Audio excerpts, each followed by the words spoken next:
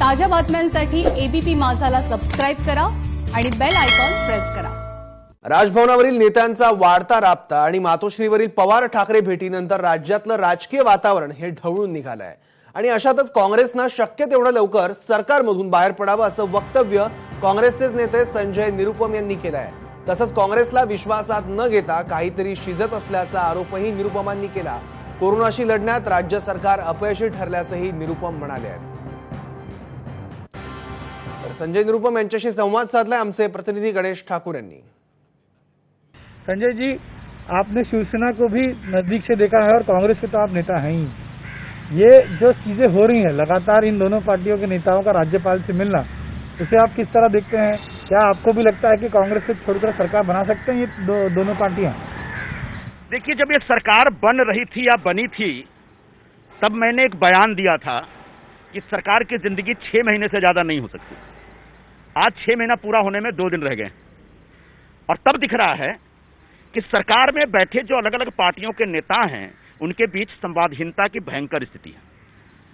मुझे नहीं मालूम कि दिल्ली की क्या इच्छा है, अंदर क्या खिचड़ी पक रही है, लेकिन 2-3 बातें मैं महत्वपूर्ण तौर पे कहना चाहूंगा।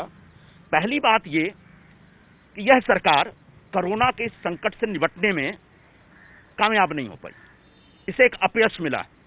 मुंबई खासकर जो हिंदुस्तान का दुनिया का दूसरा वुहान शहर होने जा रहा है, लगातार चाहे टेस्टिंग का विषय हो या बेड का विषय हो या माइग्रेंट्स को हैंडल करने का विषय हो, हर मोर्चे पे सरकार फेल होती हुई दिख रही है, साफ साफ दिख रहा है।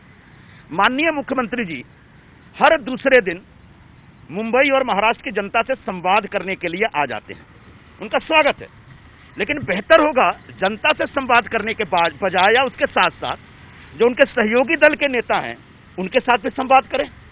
और चूंकि वो संवाद नहीं है, यही वजह है कि पिछले 60 दिनों में 60 से ज्यादा फ्लिप फ्लॉप हुए हैं, सुबह कुछ निर्णय, शाम को कुछ निर्णय।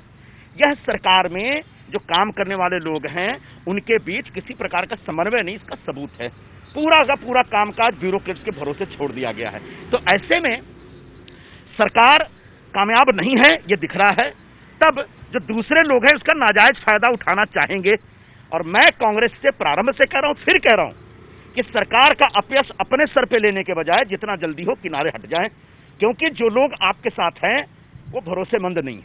यानी आप मानते हैं कि ये हो सकता है, कांग्रेस को अलग रख के सरकार बना सकते हैं? अभी मुझे नहीं मालूम कि कल पवार साहब मिले राज्यपाल साहब से तो क्या अंदर खिचड़ी पकी है, मुझे इसकी जानकारी नहीं। फिर पवार साहब मातोश्री जाके मुख्यमंत्री से मिलकर क्या क्या खिचड़ी पका है मुझे नहीं मालूम है, इस बारे में मेरे पास कोई ज्यादा जानकारी नहीं है। लेकिन निश्चित तौर पर सत्ता हासिल करने के लिए लोग कुछ भी कर सकते हैं, इस बात से इनकार नहीं किया जा सकता। शरद पवार ने जब ये खबर चली तो शरद पवार, उनका बयान आया है कि सरकार अस्थिर है, कांग्रेस एनसीपी साथ उनके हैं। आप इसे किस तरह देखते हैं? तुरंत रिएक्शन आया उनका खबर आने के बाद? नहीं, ये कल रात से इस प्रकार की चर्चा चल रही है। निश्चित तौर पर इस चर्चा के ऊपर, इस चर्चा की जो आग है उस पर पानी डाल के आग बुझाने का काम तो सरकार में बैठे नेताओं को करना पड़ेगा और कर रहे हैं और करना चाहिए। लेकिन इससे भी बड़ा विषय है कि जो सरकार आप चला रहे हैं उस सरकार से क्या लोगों को लाभ हो रहा है? जो माइग्रेंट लेबर का विषय है उसको हैंडल करने में पूरी तरह से फेलियर हुई। आज भी जिस तरीके से ट्रेनों के बाहर लंबी लंबी लाइनें लगी है, पुलिस स्टेशनों में लोग जा करके अपने नाम पूछ रहे हैं, अपना पास मांग रहे हैं या टिकट की बात कर रहे हैं, उसकी ओर ध्यान देने वाला कोई नहीं। ये लोग कैसे जाएंगे गांव, कब जाएंगे गांव, इसकी कोई गारंटी नहीं। जिस प्रकार से एक विवाद हुआ रेल मंत्री के साथ, मुझे बड़ा हास्यास्पद लगा। रेल मंत्री को भी एकदम से ट्वीट करके मांगना चाहिए, तो मैं इसका समर्थन नहीं कर रहा हूं। लेकिन अगर मैं मांग भी दिया तो क्या लिस्ट हमारे पास नहीं थी? रेल मंत्रालय के महाप्रबंधक चाहते तो लगातार सीधे मंत्रालय में बैठे नोडल ऑफिसर से बात करके लिस्ट ले सकते थे। फिर भी अगर इस तरह की बातें होगी पब्लिक डोमेन में तो लिस्ट हमारे पास है, होनी चाहिए। मुंबई के हर डीसीपी ऑफिस के पास उस इलाके के माइग्रेंट लेबर्स की लिस्ट पुलिस स्टेशन के जरिए पहुंचा दी गई है और ये सारी सूचियां राज्यवार नहीं है, जिलावार तैयार हैं। यानी इस समय जब हमारे देश में, जब हमारे महाराष्ट्र में जब ये रजिस्ट्रेशन का काम शुरू हुआ तो लगभग 12-12.5 लाख लोगों का रजिस्ट्रेशन हुआ जो गांव जाना चाहते थे। उसमें 7-1 लाख लोग जा चुके हैं। अभी 5 लाख में से 3-3.5 लाख लोग मुंबई से जाने वाले, उसकी पूरी लिस्ट रेडी है। अगर पूरी लिस्ट रेडी और रेल मंत्रालय जो प्रारंभ में आपको ट्रेन नहीं दे रही थी, जिसके खिलाफ मैं खुद बोल रहा था, सरकार बोल रही थी ट्रेन दीजिए, और फाइनली जब ट्रेन मिल रही है तो जितना जल्दी हो लिस्ट देके इन गरीब जो बेचारे नागरिक हैं इनको जितना जल्दी अपने गांव जाने का इंतजाम कर दीजिए। लेकिन ऐसा लगता है दिल्ली और मुंबई के बीच एक भयंकर ईगो टसल चल रहा है, एक टकराव चल रहा है और इस टकराव का नुकसान, इसका खामियाजा सामान्य नागरिक भोग रहे हैं। लेकिन इसी टकराव के बीच एनसीपी तो रेल मंत्रालय का समर्थन करती आई, रेलवे मिनिस्टर का उन्होंने काम की तारीफ भी की जो आपके साथ है। एक तरफ मुख्यमंत्री उनके खिलाफ है और यहाँ एनसीपी साथ है, तो इसके संकेत क्या मिलता है? बिल्कुल बिल्कुल बिल्कुल, ये अपने आप में बड़ा चौंकाने वाली बात है, हास्यास्पद लगता है। एक तरफ मुख्यमंत्री जी या फिर शिवसेना रेल मंत्री के साथ संवाद करने से कतरा रही है, दूसरी तरफ सरकार में शामिल एक दूसरी पार्टी रेल मंत्री की जय जयकार कर रही है। आखिर चल क्या रहा है?